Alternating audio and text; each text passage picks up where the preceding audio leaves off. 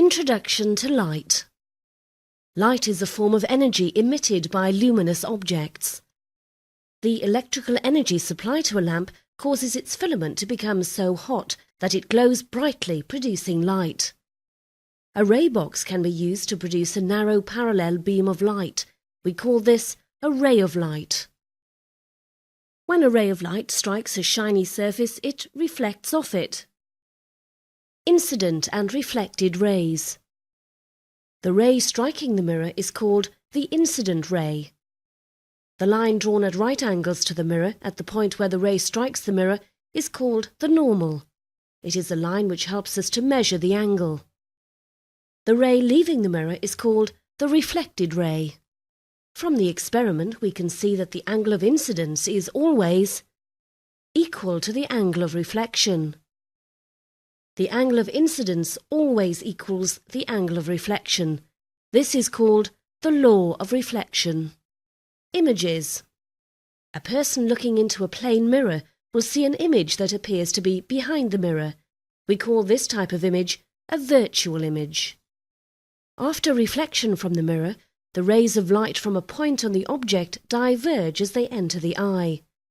This gives the impression that the reflected rays have originated from a point on the image behind the mirror. The image appears as far behind the mirror as the object is in front of the mirror. Notice that for each ray, the angle of incidence, I, at the mirror equals the angle of reflection, R. The image seen in the mirror will also appear back to front. The image appears to be the same size as the object and the correct way up. Rays from the object cross over before entering the eye of the observer. This makes the image look back to front. The left ear of the woman becomes the right ear of her image. The animation above shows light striking a boundary between air and glass. The ray strikes the glass at 90 degrees along the normal to the surface. This change in direction that the light undergoes when passing between two materials is called refraction. When the ray strikes the glass boundary along the normal, the ray in the glass continues along the normal. When light strikes the glass boundary at an angle to the normal, the light refracts towards the normal. The angle of refraction is less than the angle of incidence. Glass is a denser material than air. On entering the glass, the light slows down, and this causes it to refract towards the normal. Water waves behave in a similar way when they enter a region of shallow water. This suggests that light is a wave motion. On entering the glass, the wavelength of the light must decrease. Observe the above diagram in which light is seen passing from glass into air. On entering the air, the speed of the light increases. On entering the air, the light will refract away from the normal. On entering the air, the wavelength of the light waves must increase. The angle of refraction is greater than the angle of incidence. Reflected and refracted rays. The animation above shows a light passing into and out of a semicircular glass block. The light strikes the block along the normal and passes straight through without deviation. At the glass-air boundary, both refraction and some reflection occur. Alter the angle of incidence of the ray box by using your mouse or interactive whiteboard to control the circular slider above. Observe the effect on both the reflected and refracted rays. As the angle of incidence is increased, the refracted light ray becomes dimmer. As the angle of incidence is increased, the internally reflected ray becomes brighter, critical angle. When the angle of incidence is gradually increased, an angle is reached where the refracted ray emerges along the edge of the glass block. This angle is called the critical angle, C. It is approximately 42 degrees for glass. Total internal reflection. At all angles greater than the critical angle, all of the light is reflected internally. This effect is called total internal reflection. Total internal reflection occurs when the angle of incidence is greater than the critical angle. The light is attempting to pass into a less dense material. Reflecting prisms. A right-angled isosceles glass prism can be used to turn a ray of light through 90 degrees or 180 degrees. At each surface inside the prism, the light strikes at an angle of 45 degrees. The critical angle for glass is 42 degrees. Therefore, total internal reflection occurs. The ray of light enters both prisms without changing direction. This is because the ray strikes along the normal. Uses of reflecting prisms. Reflecting prisms are used in binoculars. This means they are much shorter in length compared to a telescope. Periscopes used in submarines use two prisms to view above the level of the water. A bicycle reflector uses several plastic prisms to reflect incident light. The optical fibre. An optical fibre consists of an inner glass core surrounded by an outer glass cladding. The cladding is made of glass, which has a lower density than the core. Light enters the core and strikes each surface at an angle greater than the critical angle. Total internal reflection at each surface occurs so that the light is transmitted along the complete length of the fibre. On leaving the fibre, the light refracts away from the normal. On entering the fibre, the light refracts towards the normal. This is because glass is denser than air. Optical cables. Optical fibres can be bundled together to make an optical cable.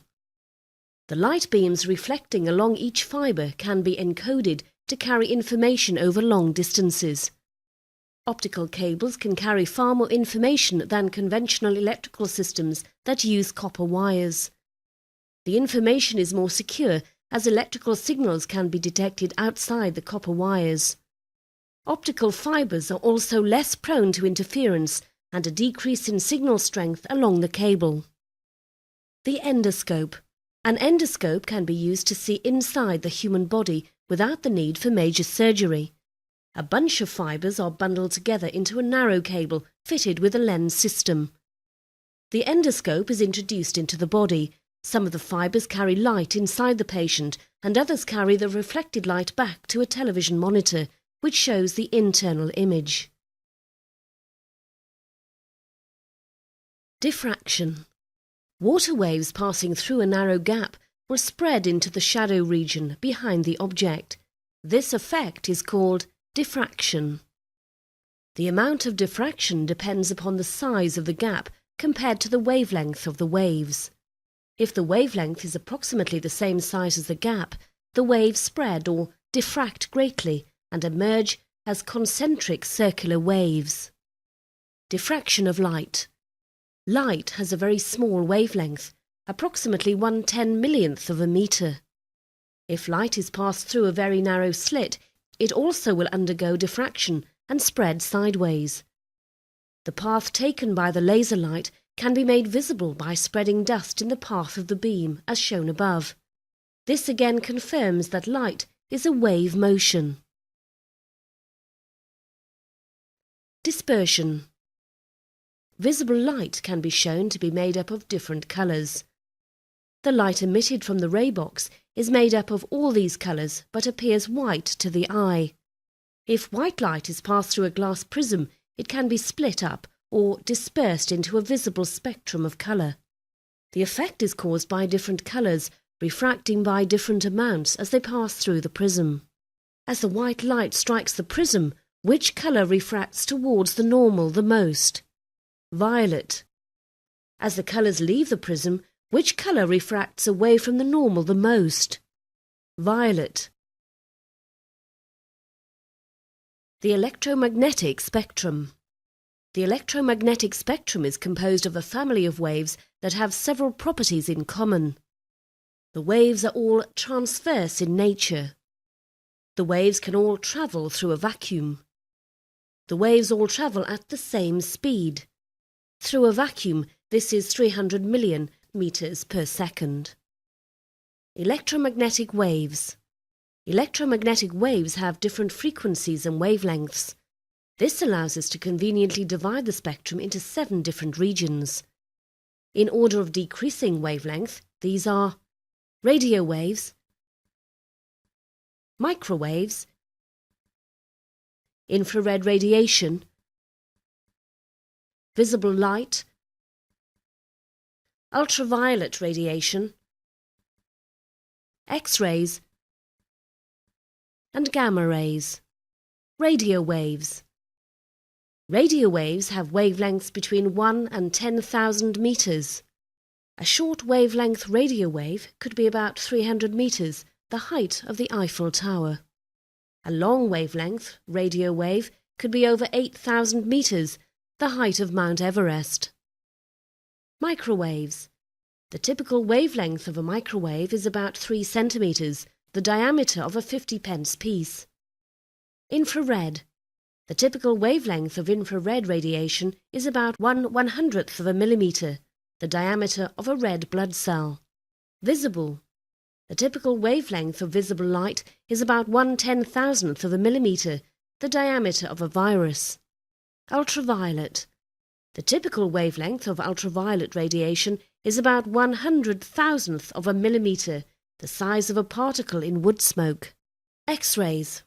The typical wavelength of an X-ray is 1/10,000,000th of a millimeter, about the size of an atom. Gamma rays. The typical wavelength of a gamma ray is 100,000 millionth of a millimeter, the size of an atom's nucleus. Frequency. As the wavelength of an electromagnetic wave decreases, its frequency increases. As the frequency increases, so does the amount of energy carried by the wave.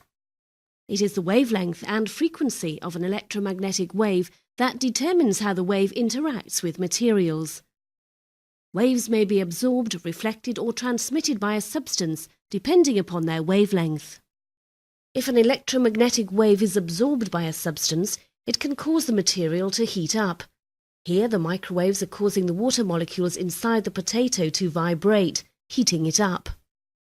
Alternatively, an alternating electrical current of the same frequency as the wave can be induced in the conducting material.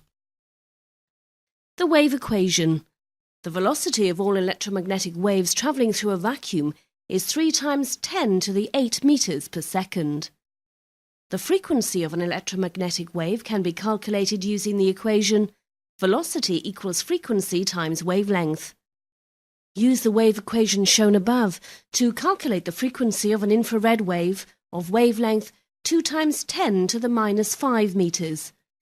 Please remember that the velocity of all electromagnetic waves is 3 × 10⁸ meters per second. 1.5 × 10⁻13 Hertz. Radio waves have a frequency of 2 × 10⁵ Hertz and travel with a velocity of 3 × 10⁸ meters per second. The wavelength of the radio waves is 1,500 meters. Properties and uses of electromagnetic waves. In this section you will learn about some of the properties and uses of electromagnetic waves. Radio waves. Radio waves are used to transmit radio and television programs all over the Earth's surface. Television and FM radio use short wavelength radio waves for their transmission. These waves show little diffraction, so the transmitting and receiving aerials must be in direct line of sight of each other. Medium wavelength radio waves can be transmitted over long distances. This is because they are reflected from the ionosphere, a layer of charged particles in the Earth's upper atmosphere. The transmitting and receiving aerials do not therefore have to be in direct line of sight of each other.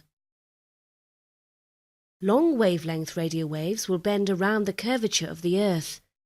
They will also diffract around hills and tall buildings, improving reception in shadow regions. They have low frequencies, however, so less information is transmitted. Microwaves. Microwaves can easily penetrate the Earth's atmosphere. They are used in telephone and television communication and also in mobile phone systems. The information is transmitted to an orbiting satellite and then relayed back down to Earth. Microwaves have a greater frequency than radio waves and can therefore carry more information. Microwaves of the correct frequency are strongly absorbed by the water molecules in food. This causes the water molecules to vibrate more vigorously, increasing their kinetic energy and the temperature. The absorbed energy is then passed on to neighbouring molecules by conduction. Infrared radiation. Infrared or heat radiation is given out by all warm objects. The hotter the object, the shorter the wavelength, and the greater the energy carried by the wave. Infrared radiation is absorbed by all objects, increasing their temperature. Radiant heaters are used in toasters and grills. Infrared radiation is also used to produce images in night vision equipment. Hot objects and humans give out higher energy infrared radiation than their cooler surroundings. This difference in infrared radiation is detectable and revealed by night vision equipment. Such equipment is used by the police and the military to monitor and apprehend suspects. Some animals, like snakes, have heat-sensitive pits that help them track down their prey, and it is believed that they can see infrared radiation like night vision equipment. Infrared radiation is also used in the remote controls of televisions, videos, and other electrical equipment. Infrared frequencies are used so that the control signals do not interfere with television and radio signals. Visible light. Visible light enables us to see objects. Light emitted by luminous sources is reflected off objects into our eyes. In addition, light is used to transmit information along optical fibers. More information can be carried through optical cables than through conventional electrical cables made from copper wire. Ultraviolet, UV light. Ultraviolet light causes the skin to tan. This is the body's natural protection against UV rays. Dark skin prevents the rays from penetrating deep into the skin's sensitive lower layers. Sunbeds give out lower energy UV radiation than the sun itself, but overuse is still very dangerous. A fluorescent tube contains mercury vapour, which is excited by an electric current and emits UV light. The inside surface of the tube is coated with a fluorescent material that absorbs ultraviolet light and re-emits visible light. Fluorescent inks are also used in security coding. Under UV light, the coding glows visibly. X-rays. X-rays are used in the examination of bones. X-rays will easily penetrate cell tissue but are absorbed by bone. A photographic plate which has been struck by X-rays will appear dark once developed. Bone structure therefore appears white on a black background. A crack in a bone will appear as a dark line against a white background. X-ray machines are also used in security scanners at airports to help detect any items hidden in luggage which may be dangerous. Gamma rays. Gamma rays are extremely penetrating and will kill living cells. A highly concentrated beam of gamma radiation can be used to kill living cancer cells. During radiotherapy treatment, the gamma rays are focused onto the tumour and the source moves around the body. This limits the damage to surrounding healthy cells. Gamma rays are also used to sterilise surgical equipment and to kill harmful bacteria in some foods. Electromagnetic waves and their dangers. Overexposure to certain forms of electromagnetic waves can have serious consequences. Microwaves are absorbed by the water molecules in body cells. Cells can become damaged due to this heating effect. Protective screens are fitted on microwave ovens to prevent overexposure to microwaves. Infrared radiation can also damage cells because of the heating effect it has. Ultraviolet radiation can penetrate through the surface layers of the skin into the lower layers. This can damage the nuclei inside cells and possibly lead to skin cancers. Using sun cream with a UV filter will help protect the skin from the harmful effects of ultraviolet rays. X-rays and gamma rays are both ionizing radiations. Both pass easily through cell tissue, but some radiation is absorbed, causing cells to mutate or become cancerous. Higher doses of this kind of radiation will kill cells completely, leading to radiation sickness and death. Workers using X-ray and gamma-ray equipment are protected by lead shielding and wear radiation badges to monitor their exposure. Transmitting information. Before transmission, audio and visual information, text and other data can be converted into signals. The information can be carried by these signals over long distances through electrical and optical cables. Signals can also be transmitted by electromagnetic waves acting as carriers. Analog signals. Analog signals vary continually in frequency and amplitude. The microphone converts the speech into a changing electrical voltage. This is displayed on the cathode ray oscilloscope as an analog signal.